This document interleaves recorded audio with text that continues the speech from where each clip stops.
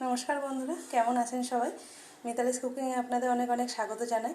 এত গরমে একটু শরবত খেতে ইচ্ছা করছিল, তো গাছ থেকে টাটকা দুটো আম পাড়া, সেই আম দুটোরই আজকে কাঁচা আমের শরবত বানাবো। তো আম দুটো নিয়ে নিচ্ছি, দেখুন আমগুলো কত বড় বড় আর একদম গাছ থেকে পেড়ে আনা। দেখুন এখনও বোটা ছিল, বোটা দুটো আমি ভেঙে নিয়েছি। এবার কিন্তু আমের মধ্যে আমি একটু তেল মাখিয়ে নেব। আমের মধ্যে একটু তেলটা মাখিয়ে নেব, তাহলে আমের যে পোড়ানোর পরে খোসাগুলো ছাড়াবো সেটা খুব ভালো ইজিভাবে উঠে যাবে।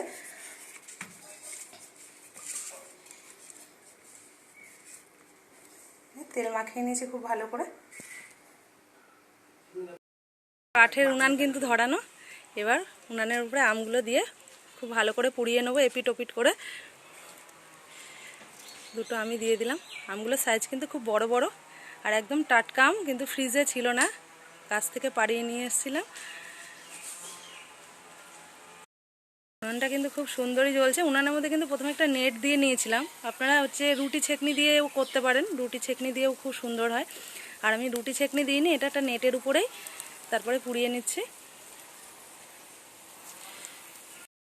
পিঠ কিন্তু হয়ে গেছে। একটা পিঠ উল্টে দিয়েছি, মানে নিচের পিঠটা উপরের দিকে দিয়েছি, ওপরটা নিচের দিকে দিয়েছি। দেখুন এক পিঠ কিন্তু হয়ে গেছে। আম কিন্তু পোড়ানো একদম রেডি। ঠান্ডার জন্য আমি উনানে কিছুক্ষণ রেখে দেবো, ঠান্ডা হয়ে গেলে তারপরে কিন্তু নামিয়ে নেবো। আম কিন্তু একদম পোড়ানো হয়ে গেছে। দেখুন আমের গা কিন্তু একদম কালো হয়ে গেছে, পুড়িয়ে খুব সুন্দরভাবে পুড়িয়ে নিয়েছি। এখন কিছুক্ষণ থাক, আমটাও কিন্তু গরম আছে আর নেটটাও গরম আছে, ঠান্ডা হলে তারপর নামিয়ে নেব। দেখুন আমি কিন্তু আম পুড়িয়ে একদম আমার রান্নাঘরে ফিরে এসেছি। আর আমগুলো কত সুন্দর পুড়েছে দেখুন, একদম ভিতরটা খুব সুন্দর পুড়ে গেছে আর একদম কালো হয়ে গেছে। এবার আমগুলো আমি ছাড়িয়ে নেব উপর থেকে, খোসাটা আমি ছাড়িয়ে নেব। এত সুন্দর একটা গন্ধ আসছে আম পোড়ার, ওই জন্য উপর থেকে তেলটা মাখিয়ে নিয়েছিলাম। আম পোড়ানোর সময় সবসময় গায়ের মানে আমের গায়ে তেল মাখিয়ে নিলে আমের খোসাটা তুলতে খুব ইজিভাবে উঠে যায়।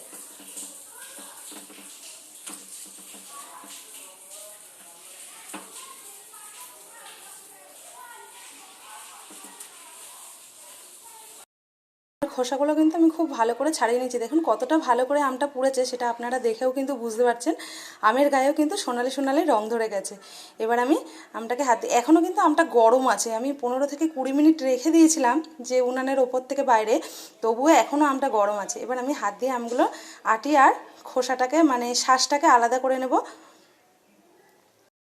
আমি হাতের সাহায্যে আমের শাঁসটাকে আর আঠিটাকে আলাদা করে নেবো। এখনও কিন্তু আমটা বেশ গরম, হাত দিয়ে কিন্তু করা যাচ্ছে না। আর একটু ঠান্ডা করে নিই, এখনও হাত দিয়ে ধরতে গেলে হাতে কিন্তু গরম লাগছে, মানে আলাদা করতে পারছি না। আর একটু ঠান্ডা হোক, ঠান্ডা হলে তারপরে আলাদা করে নেব। আমটা ঠান্ডা হতে হতে আম পোড়ার আমি একটা সিক্রেট মশলা বানিয়ে নেব, যে মশলাটা আম পোড়ার মধ্যে পড়লে আম পোড়ার শরবতটা একদম স্বাদটা একদম অন্যরকম হয়ে যাবে। আমি খুবই সামান্য সামান্য নিয়েছি, যেহেতু আমি দুটো আম নিয়েছি। একটু গোটা গোলমরিচ নিয়েছি, একটুখানি মানে হাফ চামচ, একটা 4 চামচের 4 ভাগের 1 ভাগ হচ্ছে নিয়েছি জোয়ান মশলাটা, একটু গোটা গোলমরিচ নিয়েছি, সামান্য একটুখানি জোয়ান নিয়েছি, জোয়ানটা মৌরির মধ্যে মিশে গেছে। আর 4 চামচে 4 ভাগের 1 ভাগ নিয়েছি একটু মৌরি, আর একটু নিয়েছি সাদা জিরা, সেটা আমি একদম শুকনো খোলার মধ্যে টেলে নেব। এই মশলাটা দিলে আম পোড়ার শরবতের একদম টেস্টটা একদম অন্যরকম হয়ে যায়। যেহেতু আমি দুটো আম নিয়েছি, সেই ক্ষেত্রে মশলার পরিমাণগুলো একটু কমিয়ে নিয়েছি। আমার আমটা যদি বেশি হতো তাহলে কিন্তু আমি মশলাটা আরেকটু বাড়িয়ে দিতাম। আমটা যেহেতু কম, সেই ক্ষেত্রে একটু কম কমই নিয়েছি মশলাগুলো। শুকনো খোলাতে একটুখানি লাল হয়ে গেলে বা মশলা থেকে একটা সুন্দর গন্ধ বেরিয়ে, গন্ধ বার হওয়ার সঙ্গে সঙ্গে আমি কিন্তু নামিয়ে দেবো। বেশি পোড়া পোড়া ভাজবো না।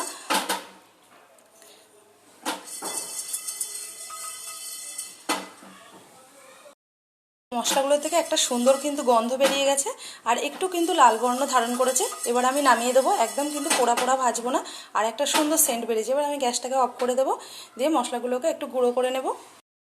মশলাগুলোকে এবার আমি একটা হামানদিস্তার মধ্যে নিয়ে এইভাবে গুঁড়ো করে নেব একটু।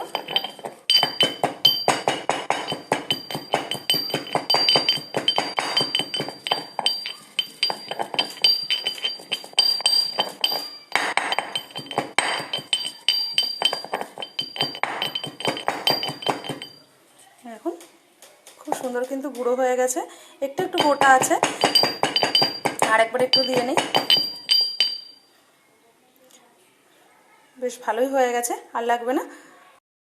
একটা মাটির হাঁড়ি নিয়ে নিয়েছি, আর একদম ফ্রিজ থেকে বরফের একদম ট্রে নিয়ে চলে এসেছি। এই যে বরফগুলো হাঁড়ির মধ্যে দিয়ে দেবো।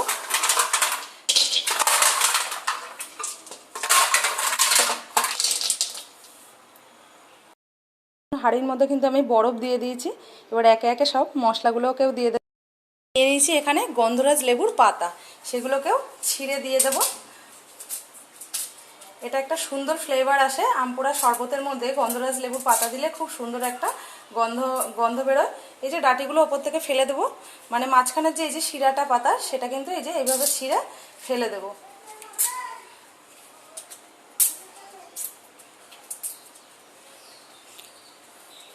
গন্ধরাজ লেবুর কিন্তু খুব সুন্দর একটা গন্ধ আছে। সবকটা পাতা ছিঁড়ে কিন্তু দিয়ে দিলাম।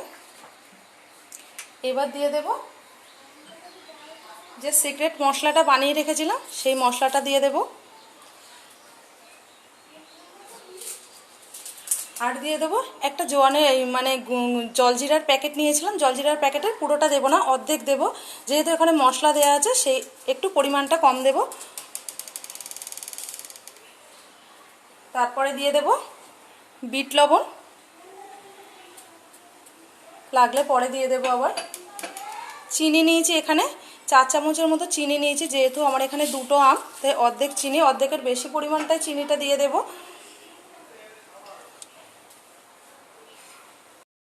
ওই মাটির হাঁড়িটাকে কিন্তু আলাদা করে দিলাম। এবার আমগুলো কিন্তু আমি হাত দিয়ে ম্যাশ করে নেব, আটি আর শাঁস কিন্তু একদম আলাদা করে নেব।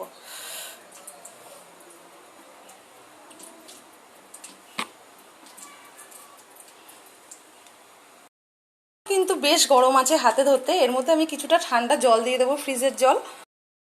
এই যে এটা কিন্তু আমার ফ্রিজের একদম ঠান্ডা জল, তাহলে আমার আমটা ভালো করে ম্যাশ করতে সুবিধা হবে, কারণ আটিটা এখনও বেশ গরম ছিল। ঠান্ডা জল দেওয়াতে কিন্তু আমার হাতে আর অতটা গরম লাগছে না।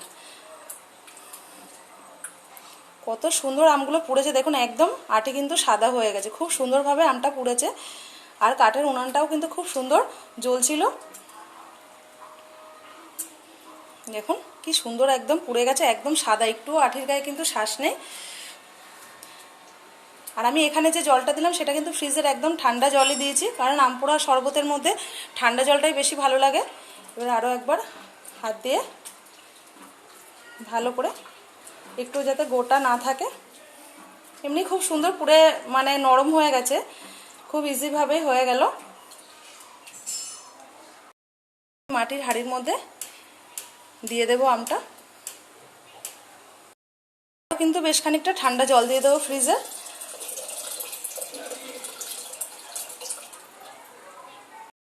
হাঁড়ির মধ্যে দেখতে কতটা সুন্দর লাগছে। এবার একটা আমি যে ডাল গোটার কাঁটা নিয়ে নিয়েছি, কাঁটাটা দিয়ে খুব সুন্দরভাবে এইভাবে ঘুরিয়ে ঘুরিয়ে যেটুকু আমের মানে গোটা আছে সেটুকুও মিশে যাবে। আর সব মিশ্রণগুলো কিন্তু খুব সুন্দরভাবে এই জলের সঙ্গে মিশে যাবে। আর এটা খেতে এত অসাধারণ হয়, গরমের দিনে আম পোড়ার শরবত, সেটা শরীরের পক্ষেও খুব উপকার। আর খেলে আম পোড়ার শরবতটা খেলেও কিন্তু শরীরটা বেশ ঠান্ডা থাকে। আর খেতে তো অসাধারণই লাগে গরমের দিনে ঠান্ডা শরবত। আর আম পোড়ার যে একটা গন্ধ আসে, সেই গন্ধটা কিন্তু খুবই সুন্দর। আর আমি এখানে গন্ধরাজ লেবুর পাতা দিয়েছি শুধুমাত্র একটা সুন্দর গন্ধ আসার জন্য। কিন্তু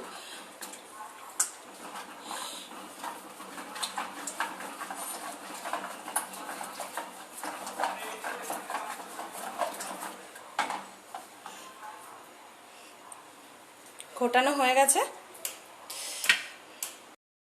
এবার আমি একটা কাপের মধ্যে করে, একটা গ্লাসের মধ্যে পরিবেশন করব।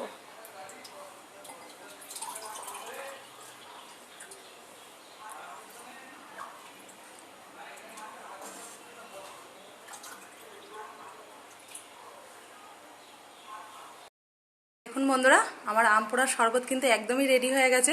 গরমের দিনে এমন যদি একটা শরবত থাকে দুপুরের দিকে, তাহলে তো আহা বলতেই হয় না। তার মধ্যে যদি আম পোড়ার শরবত থাকে তাহলে তো বাড়ির সকলেই খুব খুশি মনে খেয়ে নেবে। আপনারাও চটপট বানিয়ে ফেলুন গরমের দিনে আম পোড়ার শরবত, দেখবেন সবাই খুব খুশি হবে। তবে বন্ধুরা, যদি আমার ভিডিওটা ভালো লেগে থাকে আমার ইউটিউব চ্যানেলটিকে সাবস্ক্রাইব করবেন, আর ফেসবুক থেকে দেখলে একটা লাইক কমেন্ট শেয়ার করে পাশে থাকবেন। আপনারা সবাই ভালো থাকবেন, সুস্থ থাকবেন। আবার খুব শিগগিরই আপনাদের সঙ্গে দেখা হবে অন্য কোনো ভিডিওর সঙ্গে। আজকে এই পর্যন্ত, টাটা।